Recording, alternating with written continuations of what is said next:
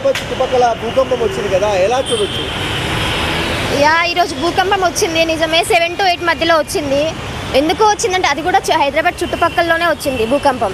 ఎందుకు వచ్చిందంటే హైదరాబాద్లో పొల్యూషన్ చాలా ఉంది, ఎక్కువ ఐటీ కంపెనీస్ అన్నీ ఎక్కువ అయిపోవడము, ఇటు ఎన్విరాన్మెంట్ కూడా మొత్తం తగ్గిపోతుంది. కొంచెం చెట్లను పెంచితే ఎన్విరాన్మెంట్ని పొల్యూషన్ని కంట్రోల్ చేయొచ్చు, ఇలాంటి భూకంపాలు అలాంటి ఎర్త్క్వేక్స్ రాకుండా ఉంటాయి. కాదు మేడం, చాలా వరకు ఫ్యాన్లు కింద పడ్డాలు, చాలా మంది భయపడుతున్నారు లేడీస్, ఎలా చూడొచ్చు దీన్ని? హైదరాబాద్ పొల్యూషన్ని కంట్రోల్ చేస్తే హైదరాబాద్కి ప్లస్ చుట్టుపక్కల ఉన్న గ్రామాలన్నిటికీ కంట్రోల్ అవుతుంది. అలాంటి ఎర్త్క్వేక్స్ అన్ని రాకుండా ఆపడానికి ఛాన్సెస్ ఉన్నాయి చాలా. అంటే చైనా ఇలాంటి దేశాలలో మనం చూసాం భూకంపాలు, మన హైదరాబాద్లో చూడడం అనేది ఏంటి మేడం? అది హైదరాబాద్ పీపుల్ కరెక్ట్గా ఉంటే ఇలాంటి ఎర్త్క్వేక్స్ అలాంటివి ఏం రావు. చైనా వాళ్ళంటే అది మనకు సంబంధం లేదు, అది వాళ్ళ ఇష్టం. బట్ హైదరాబాద్లో ఎర్త్క్వేక్స్ భూకంపాలు రాకుండా ఇలా ఫ్యాన్స్ కూలిపోకుండా ఉండడము, అలా డబ్బాలు పడిపోవడం జరగకుండా ఉండాలంటే పొల్యూషన్ని కంట్రోల్ చేయాలి. అంటే మన దాన్ని మనమే కాపాడుకోవాలి. ఎస్. వన్ వర్డ్లో ఏం చెప్తారు భూకంపం గురించి?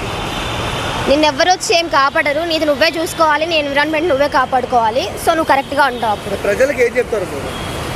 ప్రజలకి ఏం చెప్తామండి, నాది నేను చూసుకోగలను అనే మెంటాలిటీ ఉన్న వాళ్ళకి ఓకే, బట్ నాకు అవసరం లేదు అనుకుంటే ఇంకా ఇలాంటి భూకంపాలు అలాంటివే వస్తుంటాయి. సో మిమ్మల్ని మీరు కాపాడుకోవాలి. ఆ టైంకి నేను ఎక్స్పీరియన్స్ చేశాను, మా ఇంట్లో కూడా అన్ని షేకింగ్స్ అవి చూశాను. ఫస్ట్ థింగ్ అసలు హైదరాబాద్లో అవ్వడం ఏంటి పెద్ద షాక్ యాక్చువల్గా. అదే ఎన్టీఆర్ అంటాడు కదా, నార్మల్గా ప్రకృతిని డిస్టర్బ్ చేస్తే అది మనం డిస్టర్బ్ చేస్తుంది అన్నట్టు. సో దట్స్ వాట్ అర్థం కావట్లేదు. Should know what will happen next, చూడాలి ఏమవుతుందో. అంటే మీ ఇంట్లో ఏం జరిగిందన్న? ఫస్ట్ ఆఫ్ ఆల్ ఎలా అనిపించింది? ఆస్టానిష్. ఇంకా లేసే టైంకి మనం లేవంగానే అట్లాంటి మూమెంట్లో చూస్తే ఫర్ నో రీజన్ ఒక షాక్లో ఉన్నాం అనమాట, హైదరాబాద్లో ఎర్త్క్వేక్లా అని. అంటే ఫస్ట్ ఏమేమి కదిలాయన్న ఇంట్లో? డైనింగ్ టేబుల్, దాని మీద గ్లాసెస్ అండ్ ఆల్ పడిపోయినాయి, చిందరవందర అయిపోయినాయి. సో అట్లయినందుకు కొంచెం భయమైంది. అన్న, ప్రకృతిని మనం చూస్తున్నాము, చాలా డల్గా ఉంది, ఏ విధంగా అనుకుంటారు ఇది?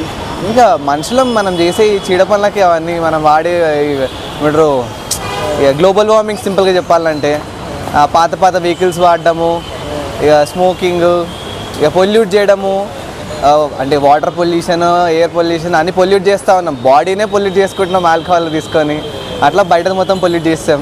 ఓకే అన్న, మీకు ఎలా అనిపించింది? మీ హౌస్లో ఏం జరిగిందా? నేను 7:30కి నిద్ర, నేను 8:30కి అట్లా లేసి కిందకి రాగానే వచ్చింది ఫీల్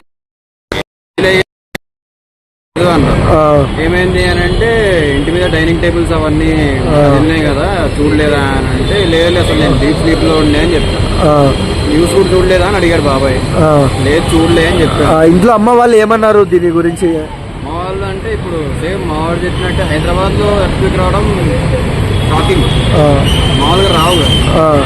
ఇప్పుడు న్యూస్ లో చూసినా ఆ స్టేట్ లో వచ్చింది, ఈ స్టేట్ లో వచ్చింది ఎర్త్క్వేక్ అని నేను అనుకుంటున్నాను. అంటే హైదరాబాద్ లో ఎప్పుడు వస్తుందిరా బాబు అంటే ఒకసారి ఫీల్ అవ్వాలి ఎట్లుంటుంది అనేది. మొత్తానికి ఒకసారి వచ్చింది, కాకపోతే మిస్ అయిపోయాయి. ఓకే కాదన్నా, ఇప్పుడే ఇలా ఉంటే ఫర్దర్గా జనరేషన్కి మనం ఏమిస్తామన్నా? ఏమిస్తాము అని అంటే ఇప్పుడున్న జనరేషన్ గురించి మనం మాట్లాడదు, చాలా వింతగా ఉంది జనరేషన్.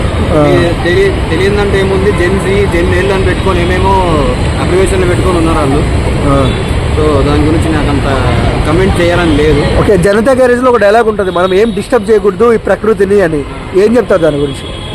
ఆబ్వియస్లీ కరెక్టే. అది ఇప్పుడు ప్రకృతిని దాని దారిలో దాన్ని వదిలేయాలి అంతే. మనం దాన్ని కెలుపుకుంటా పోతే అది కూడా మనం కెలుపుతుంది. పొద్దున ఎగ్జాంపుల్ అయింది కొంచెం అంతే. వన్ వర్డ్లో ఏం చెప్తారన్న ఈ భూకంపం గురించి? భూకంపం గురించి అంటే ఇప్పుడు కొంచెం హైదరాబాద్ జనాలకు అర్థమైంది ఎలా ఉంటుంది ఎర్త్క్వేక్ అనేది. జస్ట్ ఒక టీజర్ లాగా వచ్చింది, అది కానీ మూవీ లాగా వస్తే మాత్రం పెద్ద లాస్ అయిపోతుంది. సో అలా అవ్వకుండా మన వాళ్ళు ఏమన్నా మెజర్స్ తీసుకుంటే బాగుంటుంది. థ్యాంక్స్.